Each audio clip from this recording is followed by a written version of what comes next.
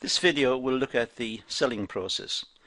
It will look at many of the issues that underpin the selling effort and the issues that the salespeople must take into account in order to bring about a sale. It's a complex activity and requires an in-depth understanding of customers and how they behave when making a sale.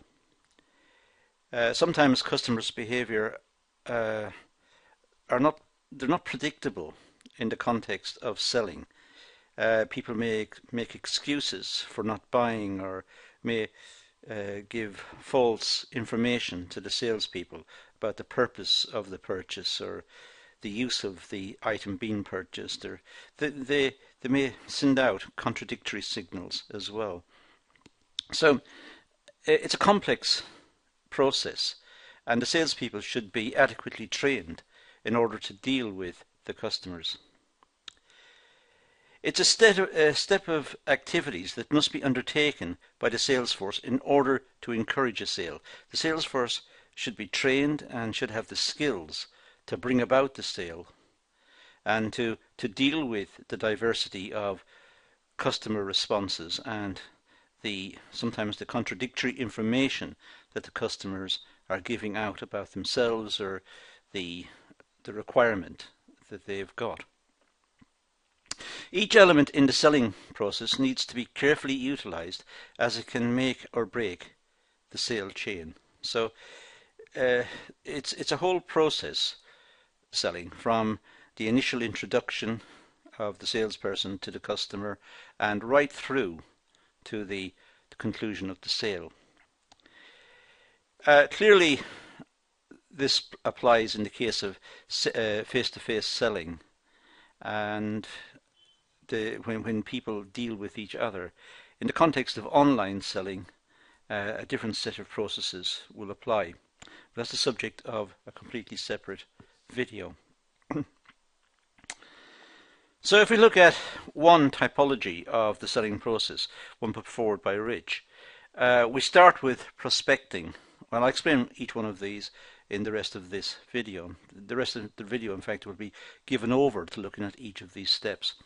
But we start with prospecting, and then the pre-approach, followed by the approach, then needs assessment, and then presentation, meeting objectives, gaining commitment, and finally follow-up.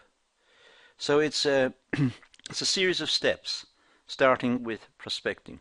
So let's go through each of these and look at what's meant by them and see what we can understand about the whole process from looking at each of them. We'll start with prospecting.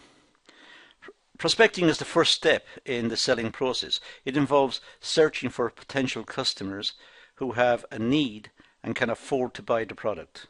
So there are two types of criteria that we need to address. First of all, we need to find customers who want the product, who need it, but not only that they can also afford the product.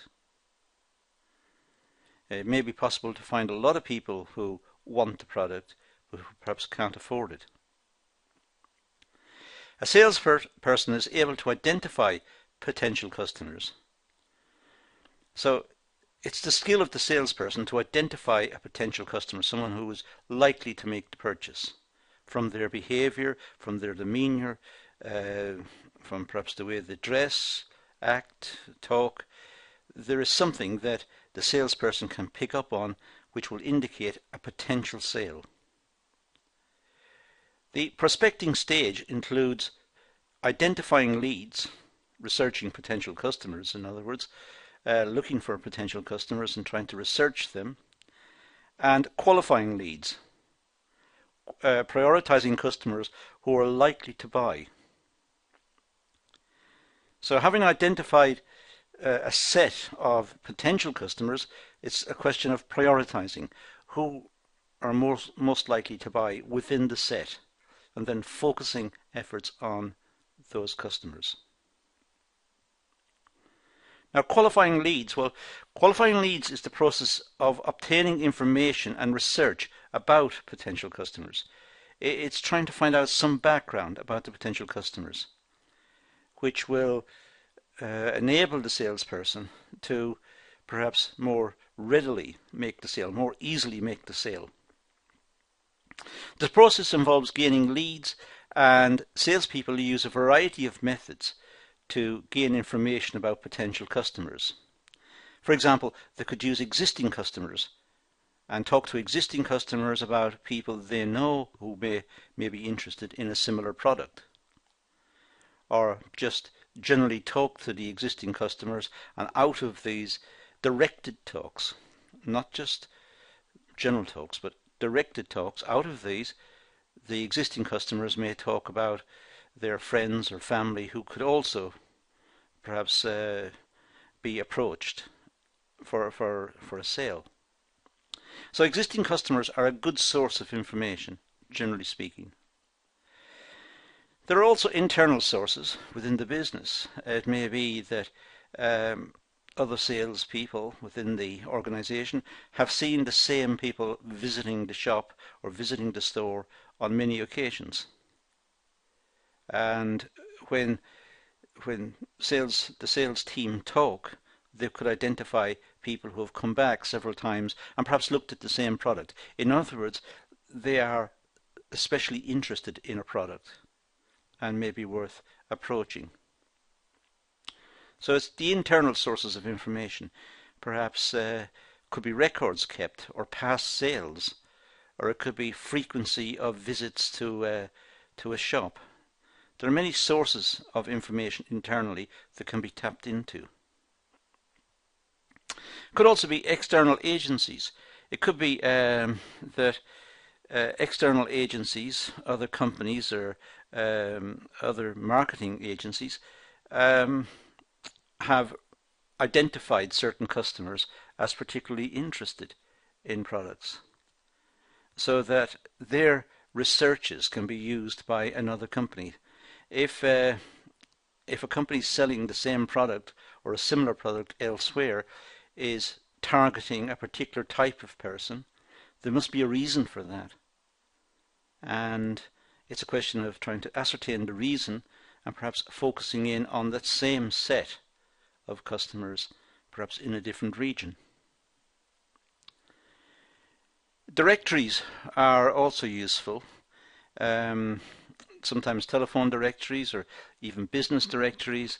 There are many types of directories available. Sometimes communities have directories of users of particular products within the area, so that there is clearly a focusing of the effort by looking at people who use similar products or the same products and perhaps calling those people, calling them and talking about the product and the price and the promotions that are available and perhaps possible discounts and so on, so that the directories may lead to some sales. There is a downside to the use of directories, because the recipients of the calls, if it's used by, say, telephone calls, they may see the call as intrusive or as a spam call. It's an unwanted call and it's taking up their time and they're not interested.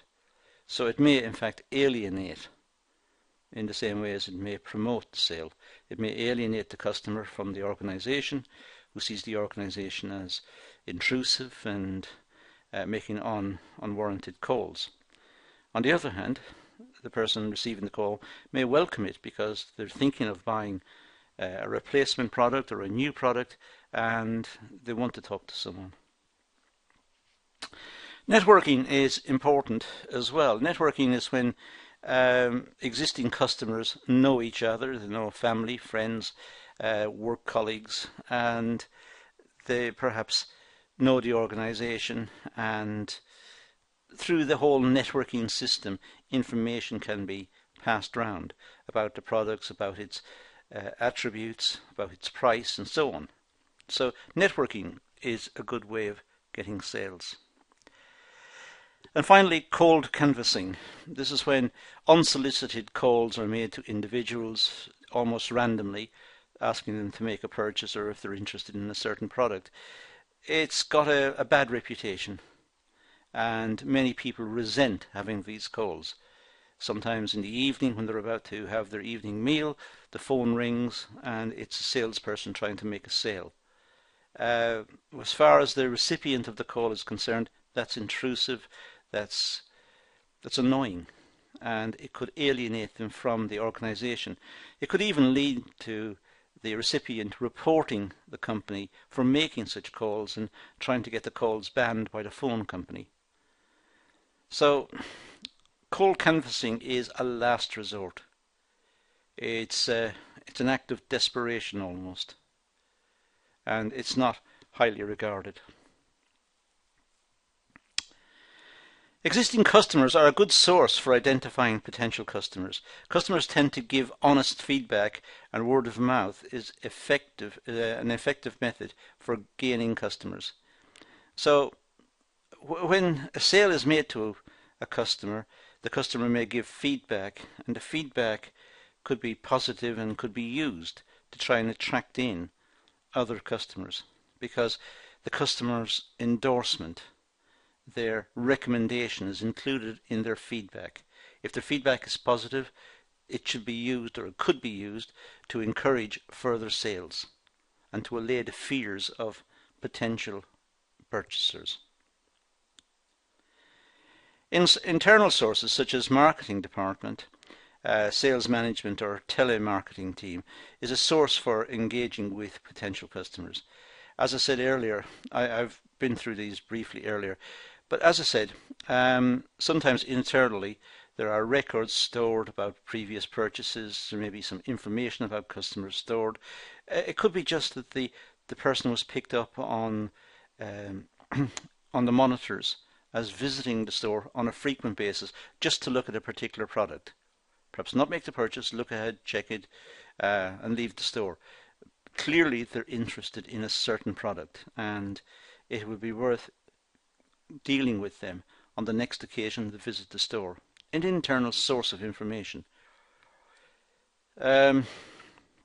Customers may contact the business regarding promotions and advertising, direct mail, company website, salespeople, or they may be contacting the organization for inquiries.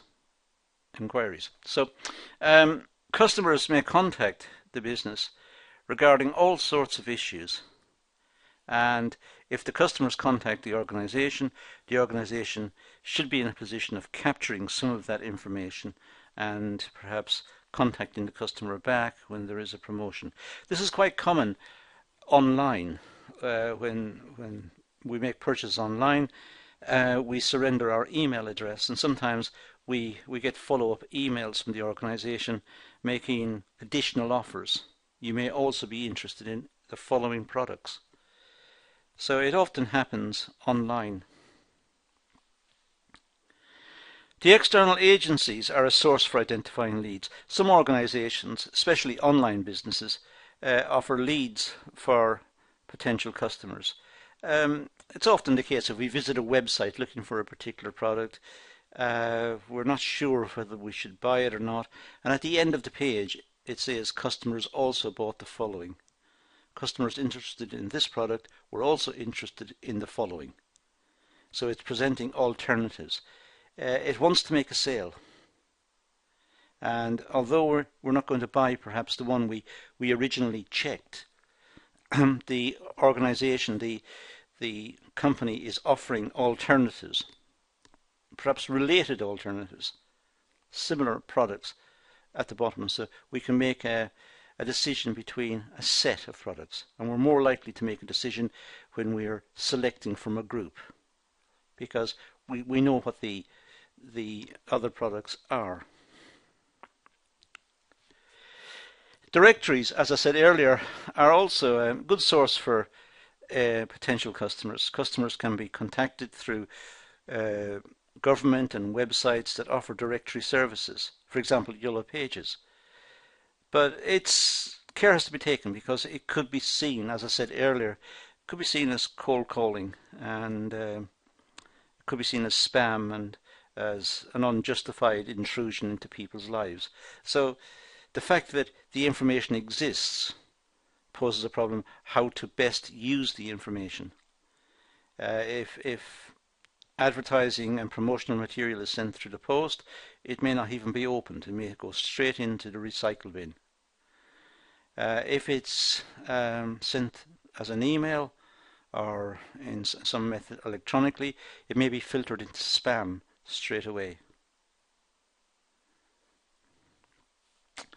Networking. Well, salespeople, this is a good means of for identifying potential customers.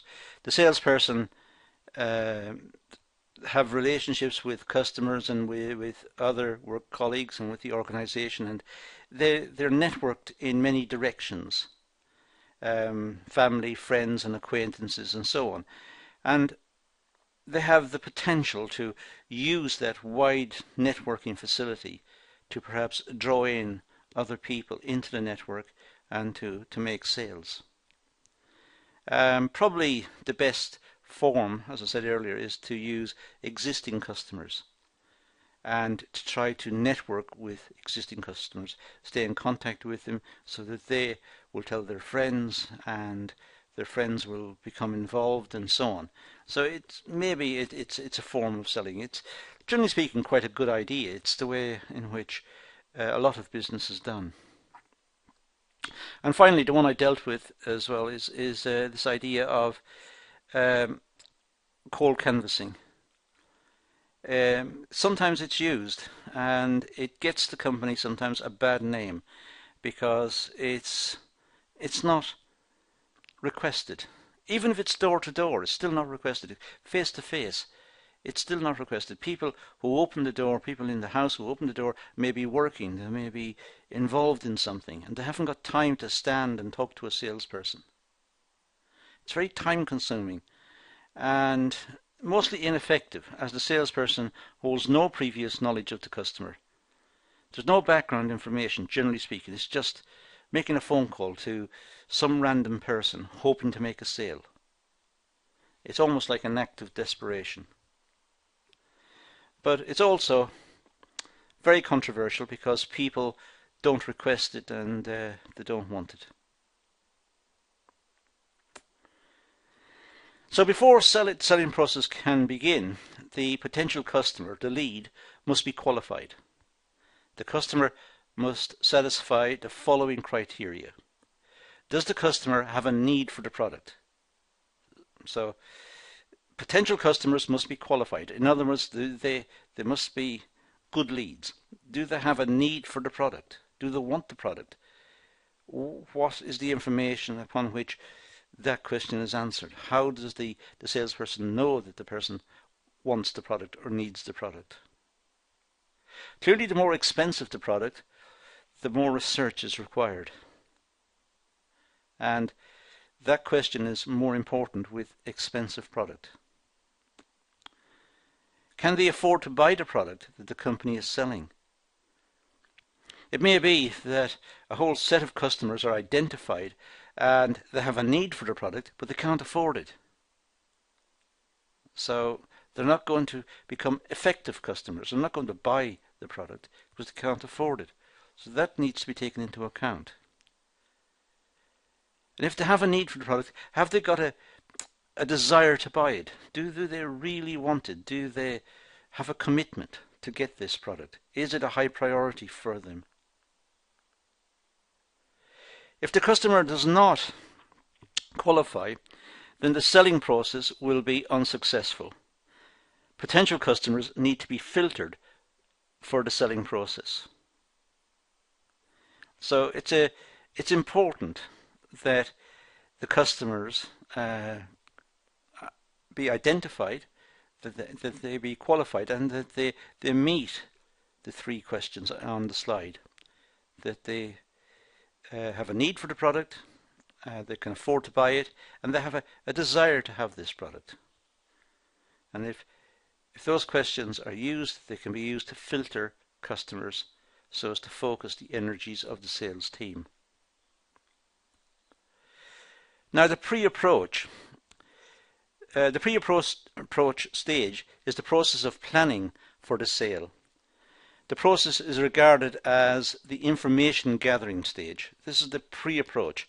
This is before anything happens, It's getting ready for the sale. It's doing preliminary research. It's gathering information.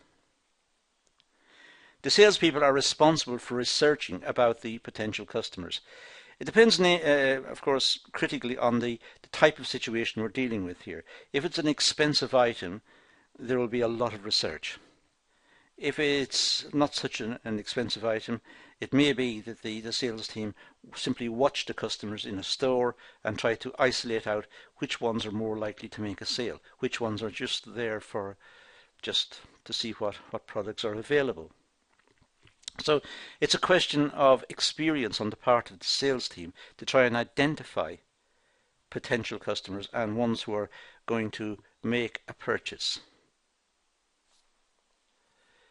Information about potential customers include information about their needs and wants and how the sales team can meet these needs. So it's trying to find some background information on the customers that's most important. But it's very difficult to do if it's the first time they've met, the sales team and the customer has met. It's very difficult to do for cheaper products where simply the purchase is not spontaneous necessarily, but perhaps it's not a major item. Someone enters an electrical store to buy a small radio. It's important to identify who's likely to make the purchase, but at the same time, it's not a big item of purchase, perhaps. So there's a balancing act, and it is for the skill of the sales team to try and make the sale, but make the sale with very limited information. There's no background research. From the information gathered, the sales team then begin their presentation. So when it's a major item and when the sales team have spoken to the customer for a little bit, spoken generally about the store, about the weather and about life and so on, they've started to get a feel for the type of customer it is. Perhaps the education level of the customer may be starting to show through in the terms of the language used. It may be the way the customer dresses to indicate whether they can afford to make a purchase. But once the information is gathered, then the sales team make their presentation. So at the initial stage, it's important not to rush into the sale. This is a slightly more time-consuming process. It's trying to make the sale, but make the sale by talking to the person, making them at ease, relaxed, having a general chat, and then using that information, the sales person should be able to gauge whether it is likely to be a potential customer. Can they afford the product? Have they got a need for the product? Have they got a desire to own the product? The pre-approach stage includes two activities. Customer research, which may be very basic, like I've just said. It may be just meeting someone in the store and talking to them generally about products, about trends in the market and so on. And it's also involved with the planning the sales presentation. It's important that the salesperson have a smooth presentation, that the salesperson knows the product completely and are able to answer questions without referring to notes or asking colleagues. They know what the answers are. They are well prepared. So customer research is important, knowing the customer, and planning the sales presentation is also vitally important. Now, with customer research, the salesperson must carry out research about the potential customer. They must find out relevant information which will support the selling process. And as I said, this may be done by just having a general chat with the person, just talking generally about issues, about anything, about sport on television. But having talked to the person, they should be able to work out the type of person, generally speaking, that person is. And looking at the demeanour of the person, can they afford the product? And if both of those answers are affirmative and positive, then a likely sale may take place. And at that stage, the sales personnel will then move to the presentation stage, offering certain products to meet requirements. Information differs depending on the type of product and the customer. Information can be customer background, education, lifestyle, personality, where they live, etc. Now this will be background information which will inform the salesperson whether this person is likely to make a purchase. But of course it depends on the type of product being sold. It depends on the price of the product. If it's a very cheap item, there'll be little effort in gaining this background information and trying to make the sale. It's only if it's an expensive item, a car or a television, a very expensive smart television, or a very high-powered computer, or some particular product which is expensive. At that stage, more information will be sought. There will be greater concentration on background and the likelihood of making the purchase. The research phase is very useful in identifying whether the salesperson can arouse a desire for the purchase. So the research phase indicates whether the person is likely to make the purchase or not. So it feeds back to the salesperson whether it's worth the effort carrying on or moving to the next customer. So the research phase, in a sense, filters the research activity.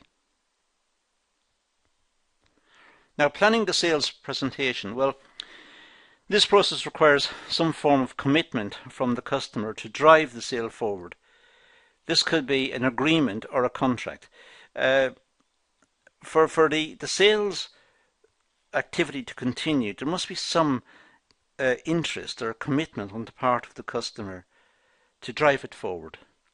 If the customer is not participating or not feeding back sufficient responses or showing sufficient enthusiasm, there's no point. There needs to be a goal setting process before moving up the sales process. It's important to, first of all, identify the product and gauge the enthusiasm the customer has for the product, whether they are genuinely interested or just showing interest for the sake of it. Goals could be individual to each customer. Doing so ensures that potential customers are dealt with appropriately. So customers are different, people are different. So it's important to, first of all, in the mind of the selling person, to have a goal, have a commitment on the part of the potential customer. Gauge their interest, try to assess their interest in the product. Try to work out their commitment to purchasing, whether they're likely to make the purchase or not. And then recognize that each customer is different. So the whole sales pitch needs to be customized for the customer. It needs to reflect the conversations and the information that's picked up from the research and the background information. It needs to be refined in the context of that information, and then the product needs to be presented in a way which is both professional and which addresses the needs that have been picked up in the research. Appropriate planning techniques must be considered in this stage. The salesperson must plan how they are going to approach potential customers. It's important that the approach is carefully worked out. The same approach will not be appropriate for all customers. Customers are different. So it's important to work out what the approach is. Some customers will be older, some customers will be younger, some customers will be in a hurry, others will be lurking around, just looking at products and taking their time. Some will have small children, some won't. It's important that the whole pitch is tailored to the situation that the salesperson finds him or herself in. Different customers, depending on needs, need to be approached differently. Sales presentations need to be adapted to suit individual customers. As I said earlier, it's important that they receive personalized almost presentations. They're made to feel important, and they're more likely to make a commitment as a response of a good sales pitch that was targeted at them. Presentations need to be planned, which discuss product sales features and arouse a desire to purchase on the customer part.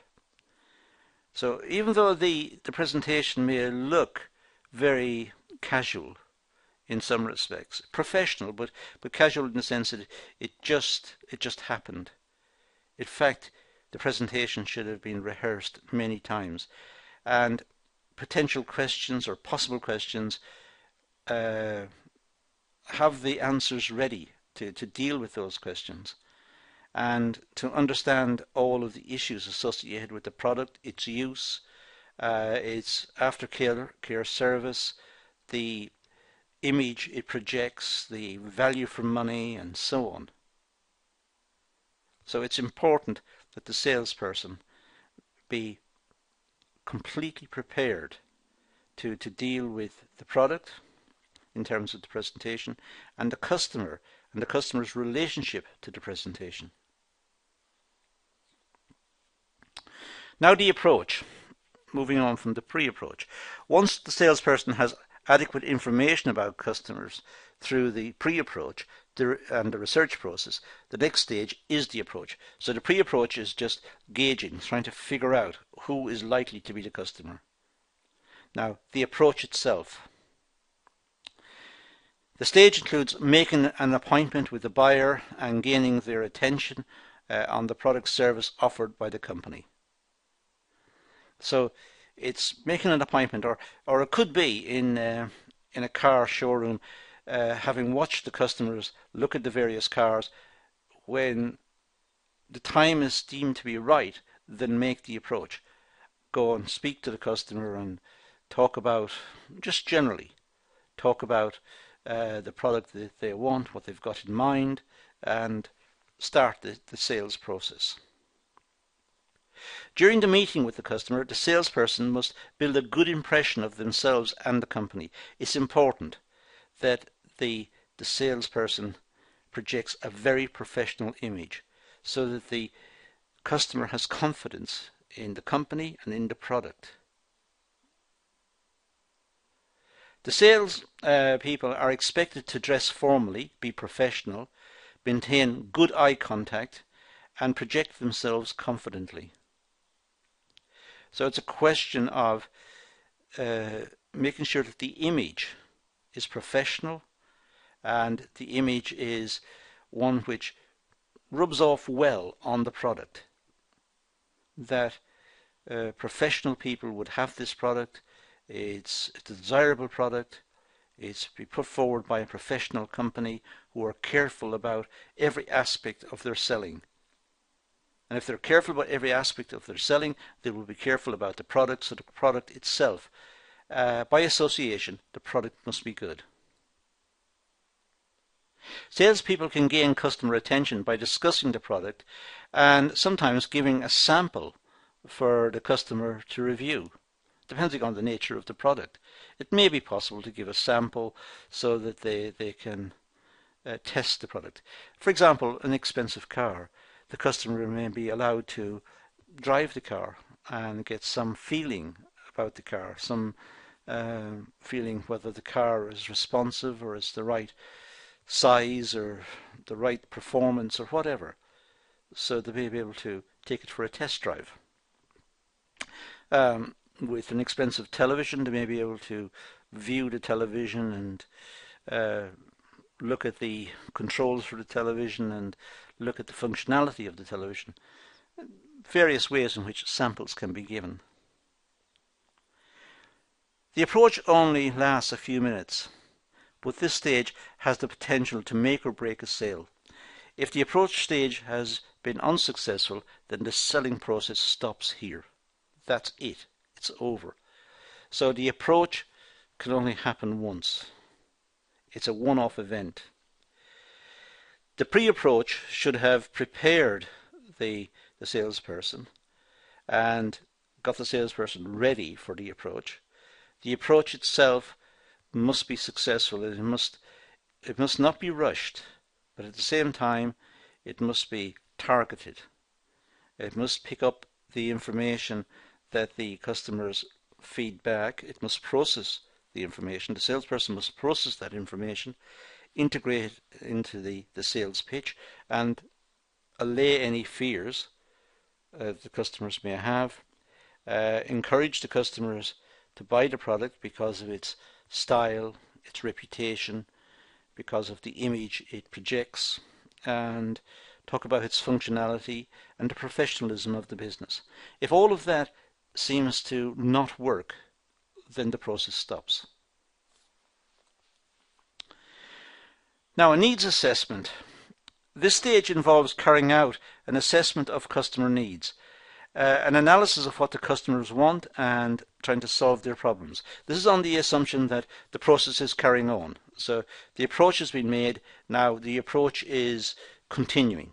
There is interest and there is the possibility of a sale. So now the salesperson must do some sort of a needs assessment. What is it the customer needs? What are the customers after? And how will the product resolve the issues that they're raising? How will the product help them? How will the product satisfy the needs that they have got? So it's trying to look at the needs assessment. The process is carrying on. The process hasn't stopped. The customer, let's say, based on the pre-approach and what's happened so far in the basic approach, the startup approach, it's looking good. A sale is possible. Now a needs assessment is being conducted by the salesperson. They are talking to the customer about what exactly do they want, so that the salesperson can identify the model or the particular product that's best suited to the customer. The salesperson tasks is to identify and clarify customer needs. They ask questions. They constantly ask questions about what they require, what they need, where they're going to use the product, what it'll be used for, how much will it be used, and so on. So they're trying to gauge the needs. Who wants the product? Who will be using the product? What's the needs of the person who will be using that product? Asking questions is a good method of identifying customer needs and how the salesperson can help to solve or meet these needs. So asking questions is a very direct and very simple way of getting information. So the salesperson asks the customer what the product requirements are, how much they're looking to spend, although that question may come towards the end when there is absolute commitment. Raising money and raising the sales price too early may be off-putting. Now the questions may include situational questions, require factual information about the customer. So factual information, do they need this product? That's what the questions are trying to determine. Do they desire the product sufficiently to make the purchase? There's problem discovery questions, questions that can help uncover the root of customers' problems and help to solve them. Sometimes customers are there in the process of making the purchase, but at the same time they've got unresolved issues. They've got questions that they're not quite sure about. And as long as those questions remain with them, they're more likely to back away. They're more likely to leave it and perhaps return another time or not return completely. But if they've got problems, they need to be exposed. The problems need to be questioned and answered effectively. There's problem impact questions, the extent to which the customer problems will impact the business and effectiveness of solutions offered. How big are the problems that the customers may anticipate? What issues are they likely to encounter? What problems are they likely to encounter with the product? What are the issues? What exactly is holding back the sale? So which problems are more significant? And how can the problems be addressed? How can the problems be dealt with? There's also confirmatory questions. Salespeople can identify if the customer is interested in the product or service. So there's confirmation that this is a real customer. By asking questions, they can find out if it's a real customer or if it's just somebody spending the afternoon out, just looking at products in general. So they try to figure out if the customer is genuinely interested in making the purchase or just spending some recreational time looking at products in shops. Now the presentation, well, potential customers are selected and can now go through the selling process. The filtered customers are selected because they are more likely to make a sale. So now, having got through the pre-approach and the approach, we're on to the presentation. And the presentation is talking about the product, talking about it in a way that is likely to cement the sale. It's likely to guarantee the sale because the presentation should be smooth. The salesperson should have practiced this many times. It should be a polished performance. It's more than likely going to clinch the sale. The presentation stage of the selling process is to influence the customer to purchase the product. The questions have been asked, the type of customer it is, the issues that are holding back the customer have been identified. Now the presentation should deal with those. And the presentation is not perhaps a formal presentation, it's simply the salesperson changing mode, changing from talking generally, chatting to the customer, asking some questions. Now it's changing to talking about the product, presenting the product. This is the product, these are the attributes of the product. This is what the product is capable of. The presentation stage can be presented in different formats. It could be a presentation, discussion, it could be visual aids, it could be written documents. It can be done in various ways. It could be that the customers are invited to see some audio-visual presentation about the product. Or it could be the salesperson simply stands there and explains the product and demonstrates the product. The presentation must outline the key features of the product and service. The benefits of the product and service must be communicated to the customer. It's important that the presentation deals with all of the issues that the customer can imagine.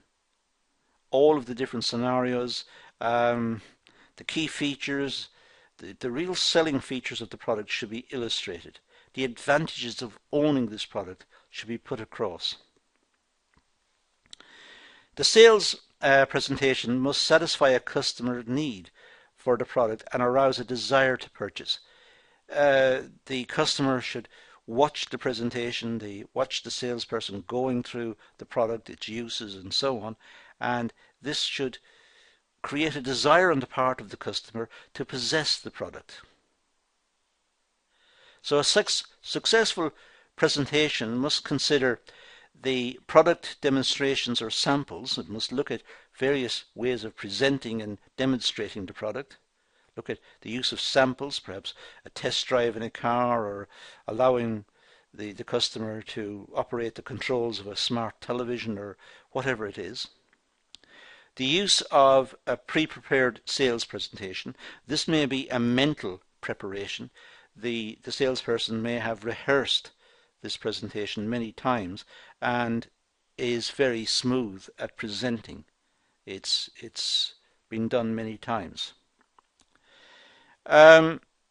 It should use effective presentation techniques. Whatever the product is, the presentation should be associated with the presentation style. The product and the presentation style should be linked. In other words, if it's a high-tech product, perhaps a high-tech presentation.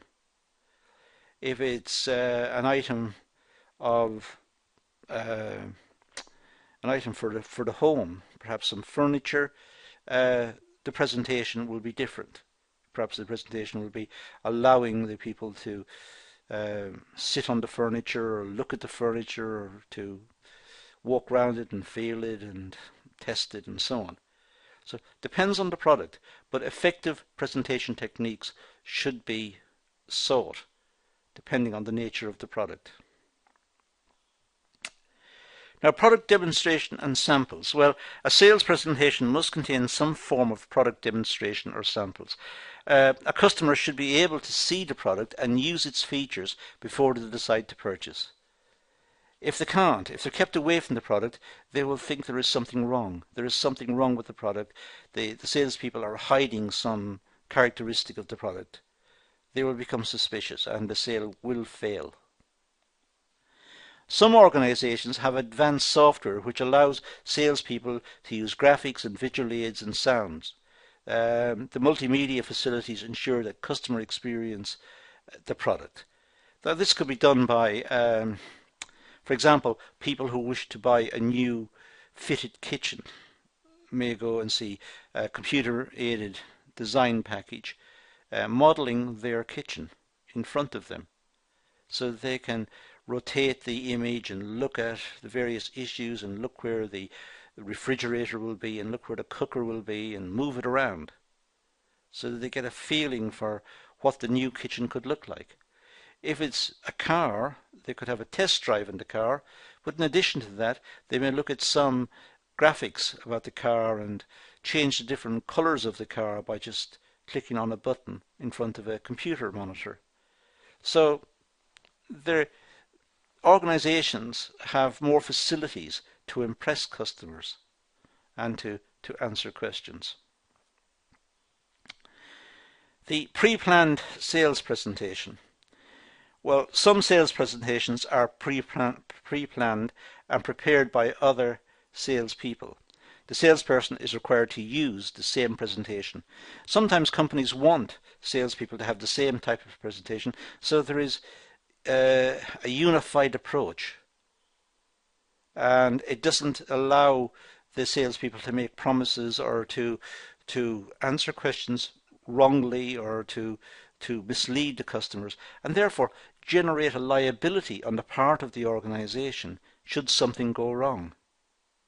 So sometimes companies have the same presentation for all the sales staff, and the sales staff are trained in the use of that presentation technique and in the type of wording and issues that will be dealt with in the sales presentation. And the reason for that is because there's consistency right across the organization. If the customer subsequently returns to the sales point to talk about further issues and meets a different salesperson, they will get essentially the same responses. So there is consistency, but also the company is less liable for issues if they go wrong. Legally, the salespeople, the sales personnel, were given a consistent presentation. Using a planned presentation can be beneficial as the salesperson knows that they have discussed all elements of the presentation and have not missed an important section. That's important. They have the standard sales pitch will have been rehearsed and discussed at many meetings and under many circumstances and will be refined in the light of experience over a period of time, so that when a salesperson is making the presentation, they are likely to cover all of the salient points. The presentation has been tried and tested, therefore it is effective. The process is cost effective for training.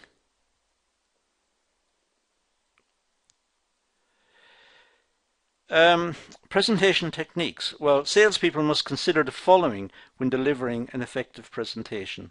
The presentation must be simple and emphasize the main elements of the product. It must just look at the main elements of the product. It must be simple. They must speak in the language that the customers can understand rather than in industry jargon. So the language should suit the customer. The customer must be able to understand the product and not be baffled by complex terminology.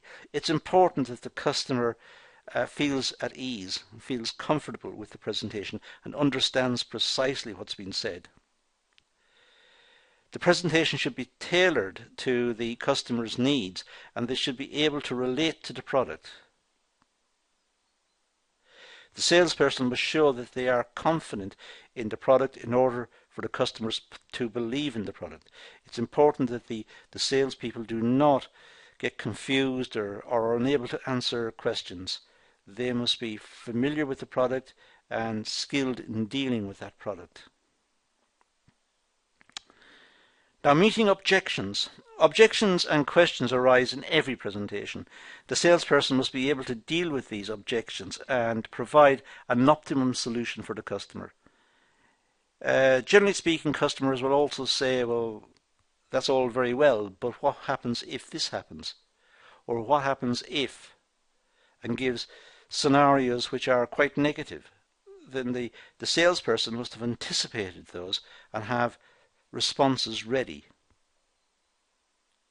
The salesperson must listen to the customers and should ask more questions to get to the root of the objection. If there is an issue, they must find out what is the issue, and is the issue destructive in terms of the sale? Will it destroy the sale? Can the issue be dealt with? Can the fear be allayed? Clarifying the question is a good method of ensuring that the customer and the salesperson understand the objection. Salespeople must be able to sympathize and understand customers' objections and must be able to respond to their needs.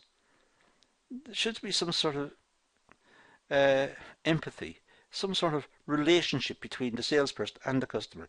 The customer should feel that the salesperson is being honest and open and trying their best to address any problems that they may have.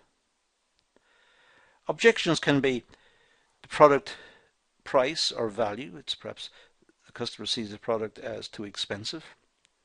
It could be the product itself. There's an issue with the product. It's not the right design, or it's the wrong color, or it's too big or too small, or whatever.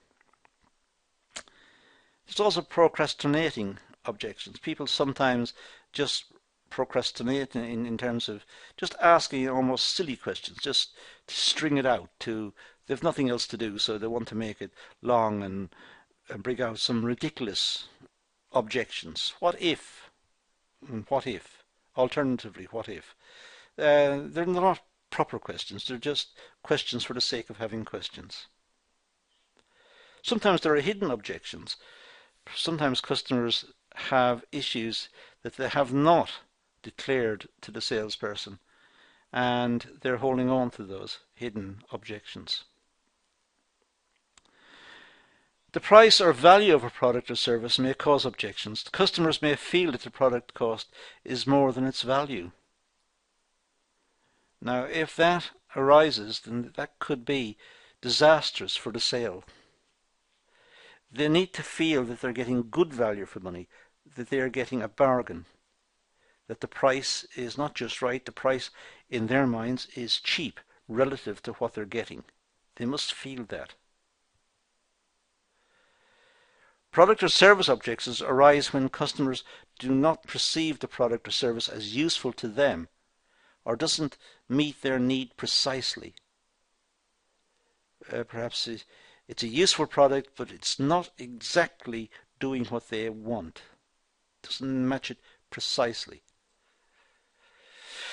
Procrastinating objections are harder to deal with since the customer uses excuses to avoid a purchase, such as, I'll think about it, or I'll contact you. Let me discuss it with my boss. These are tactics just to get away from the sale. The customer feels that they've taken the salesperson's time. Now they don't want it, but they just want to get away. They want to end the situation, so they will use expressions like this. Hidden objections take place when the customer does not disclose the real reason for not buying. This is very common when the price is a major factor for objection. People don't want to be embarrassed and admit they can't afford it. So sometimes they make other reasons for not purchasing when in fact the true reason is they don't like the price. But they don't want to admit that because that will mean they may be seen as perhaps not suitable for having that product. They have wasted the salesperson's time, they have wasted a lot of energy, and deep down they should have admitted to start that they were looking at the wrong product because the price was too expensive for them. So they will look for other objections, they'll look for other ways out if they can. Now, gaining commitment. Well, in order to complete the sales process, there needs to be commitment from the customer. The salesperson must be able to close the sale and assure that that the customer is going to purchase the product or service. So the end is that the customer must be able to close the deal. The customers must be able to make commitment, put a deposit on the product or purchase the product or whatever, and the salesperson must be able to allay any last issues, smoothly run through the transaction and close the sale. Gaining commitment is a delicate stage, as the customer may decide that they no longer want to continue with the sales process. This is at the very end. They've had the presentation, they've thought about the product, they've asked questions, they've got answers. There's the last bit, the last moment when they have to bring all of this together in their minds and decide yes or no. And that's just at the point of sale. To the purchase or not make the purchase. The salesperson must keep in contact with the customers until the sales process is complete. The salesperson must continue the process until it is complete. If the salesperson pulls away too early and hands over to a colleague to take payment, it may fail at that stage.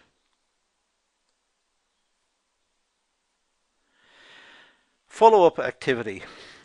Follow-up activity is essential after the sales has completed. The sales team must keep in regular contact with customers to ensure that they are happy with the purchase. This may also, of course, generate additional customers, word of mouth, and additional inquiries. But keeping in contact with the customers is a good idea. It keeps another line of customers and potential customers in view for the business. The business may contact them at the future or ask for recommendations, so keeping in contact is good. Some organizations have after sales service such as 1-year warranty, customer relations management, relationship marketing. So some organizations, some retail organizations may have this and may want to stay in contact with the customers and send them newsletters through the internet and perhaps sometimes just generally contact them to ask if everything was okay, and if it's no obligation for a response, just making it very casual. Was the product good? Have you had good experiences? We hope you're enjoying the product, and we understand if you're too busy to reply to this. And it's all very positive and very understanding, creates a good image of the organization. Maintaining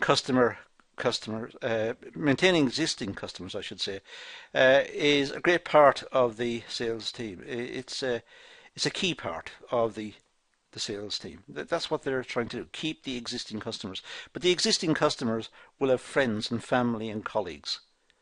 So it could mushroom out. It could develop. Customers are likely to make repeat purchases if they're satisfied with the service that they are receiving. So the existing customers may return, but also their friends and colleagues and so on may also want to try out the products from that particular store because they've been recommended. They've seen the service and they've seen the product in action, so they like it. So follow-up activity is also very important. This is a long class. I expect you to have stopped the class many times, perhaps go and have a drink, a coffee or a glass of water or something and relax for a bit. Come back, continue the class, make notes, and then fill out your notes, read over some additional papers that will be on the Moodle site, and see if you understand and can make a succinct set of notes so that you understand the selling process completely and the issues involved in the selling process. But that's all we're going to deal with here. So having said that, let's leave it at that and say thank you for watching.